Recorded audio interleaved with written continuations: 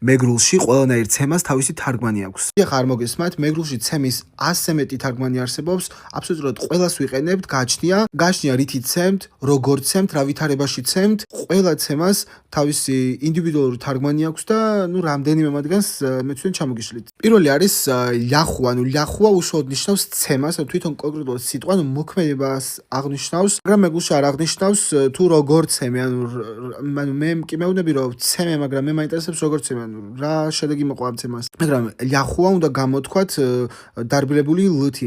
ლახუა ცოტა ყურში არ გამოდის ლამაზად. მაგალითად, სად ბაყაყი და სად ბაქაკი, ხო? რაღაცა მსგავსია. ამიტომაც მეგრულ ყველა სიტყვა სადაც ლს დაინახავთ, აუცილებლად უნდა იყოს დარბილებული. ლიახუა.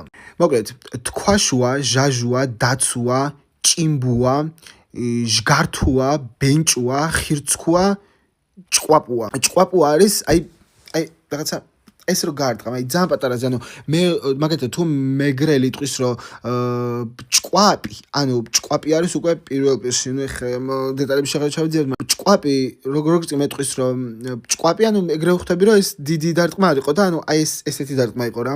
რაც შეეხება ხირცქუას, ხირცქუა ესეთი გაუქანებ, და მიხვდები რომ ესეთი რეაქცია გაქვს, მიხვდები და მე უკვე შემდეგ ის არის როგორ არის. ჟგართუ არის უკვე ცემა, ოღონდ ამ ჟგართუას ზირთად იყენებენ უფრო ბავშვის შემთხვევაში ან როგორ სერიოზული ჩხუბის დროს ვერ იტყვი რომ ჟგართიან რაღაცა ხვდებით. და ჭიმბუას რაც შეეხება არის ერთხელს რომ დაარტყა მოკლედ ჭიმბეს თან ესეთი უნდა ქონდეს ყველა სიტყვა ითქმის ესეთი მაგალითად დაბდაც ჭუ ბენჭუ ყველა მსგავსი იმით რა. ჟაჟუა დაჟეჟილი მყავსო რა ერთ სიტყვით.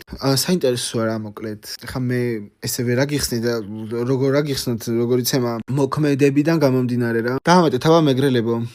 კიდე როგორი ცემა იცით. სხვა შორის ქართულშიც არის მსგავსი, მაგალითად ცემა ხო არის ქართული, მაგრამ არის ლეწვა, მაგალითად ვლეწეო, ხო მიხვდები ვლეწეში რა იგულისხმება. ავუქანე, მიბეგვე, რაღაცა მსგავსი შინაარსი არის, უბრალოდ მეგრული შემთხვევაში არის რომ არის 100-ზე მეტი და აბსოლუტურად ყველას ვიყენებთ თანამედროვე საუბრის დროს.